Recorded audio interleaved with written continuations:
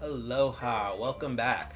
Last night I was up at the Fuchsia Tiki Bar, and I'm really sad that they're going to be closing at the end of the month. Which means that if you're watching this in October, you're too late. But if it's still September by the time I post this, you still have a few days to get up there and experience the amazing staff, the cocktails, even the food. I mean, the crab rangoon is homemade.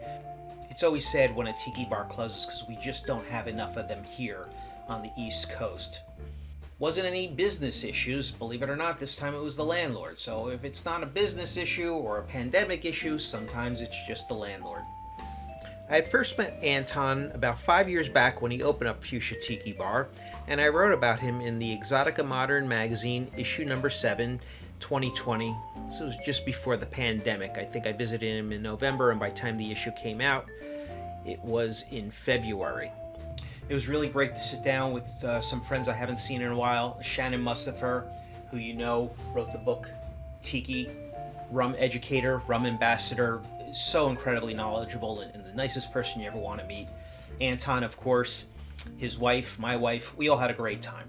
I want to preserve one of the recipes for you that Anton had given me for my book Tiki Triangle. And if you go to page 124, there it is right there. And you're going to love this one because you set it on fire.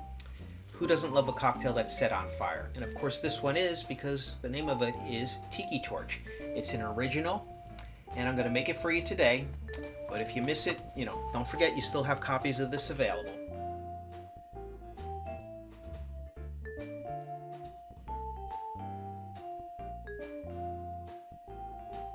So let's get started. I'm always looking for new ice molds and gadgets. This one I love. This one was on clearance. I'm sorry I didn't get more. These really make a very, very cool shape. They're not like a full-size ice cube, and they're not a pellet ice, but they're somewhere in between, and they're really great for shaking.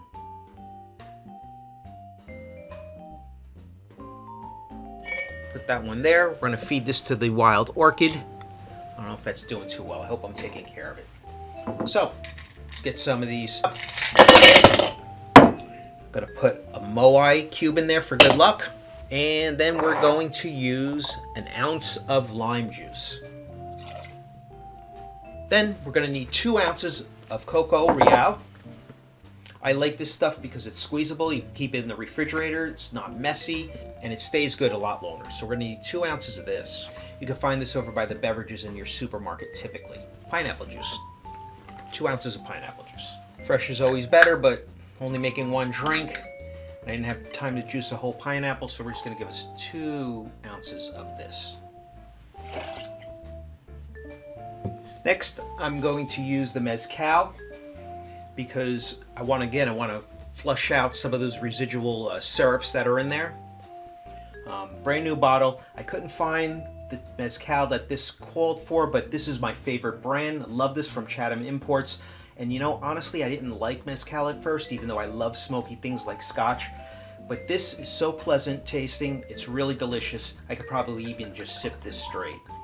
And those of you who don't know, there is tequila in here. And the difference between tequila and mezcal, they're both made in Mexico, obviously, but the difference between tequila and mezcal is mezcal uses smoked agave. So just like with whiskey, they smoke the barley and you get that smoky, peaty taste. Same thing here. You're getting a smokier taste, and that's perfect for tiki drinks. And the reason is, you think of tiki torches, wood burning fires, all that great stuff, especially around this time of year as we're headed into October. Next, 1/2 ounce of Demerara syrup. If you make this stuff at home, it's super simple. Make sure you always date it because a month could go by. You're going to forget when you made it, and it's going to taste a little funky, so always put a date on it. Now, the other component of this is the Anjo Reyes. Anjo Reyes. Hope I'm pronouncing that correctly, but this is chili-infused liqueur. It's not cheap, so make sure you like things spicy because you're going to feel this on the back of your throat after. Half ounce of that. 1 ounce of tequila in there. I had to cut that part out because there was a lot of commotion outside. There's always a siren or a car, whatever. Now they did this in a shaker, so that's how I'm doing it. But typically, because of this heavy coconut, this thick coconut syrup, I would probably use a flash blender. I didn't see them using one. Doesn't mean they didn't. I just wasn't paying attention. Now we're going to give this a good shake. Maybe enough for 2 people here. We are going to put it in a mug, which typically does take up more volume. But because we used almost 4 ounces of liqueur in here, maybe this will be enough for 2. I got my tiki mug filled with crushed ice. I am going to strain this because we put the crushed ice in there. Yeah, I bet there's enough for 2 in here. They were smart enough to give me a metal straw last night because we're going to set this on fire. And of course everybody loves the flames, but you don't want to use paper or plastic. I'm going to be extra careful. I'm going to use some tiki torch fluid, which is just basically lime extract, because it burns cleaner. It's a higher proof. I'll let you set this sucker on fire.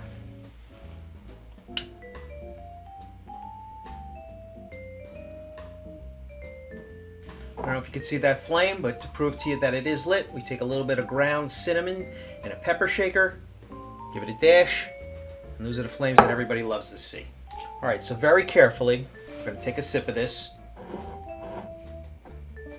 You should take this out or blow it out before you take a sip, but this makes for good bloopers. Again, do not try this at home. Be smarter than me. Delicious drink. Love the pineapple, love the coconut. It's a bit smoky, so if you don't like smoky liqueurs, maybe this one isn't for you, but I do enjoy it.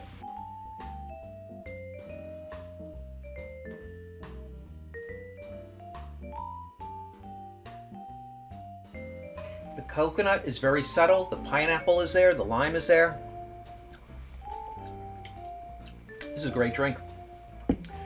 I would say I'm going to miss it, but I know that I have my book, I have the recipe. Now you have the recipe, you could enjoy this at home. I hope Anton finds a new home for a Fuchsia Tiki Bar. I'm going to miss his drinks. He didn't just make your typical tropical tiki drinks. He made his own innovations of the drink.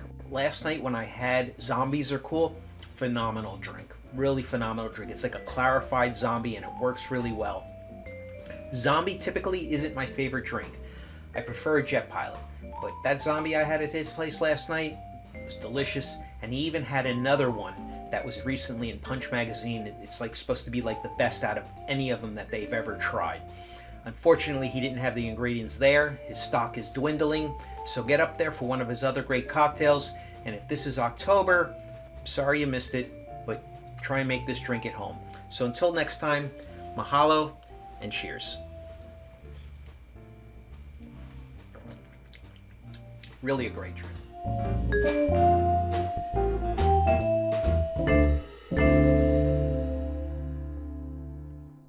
Isn't happy hour any time?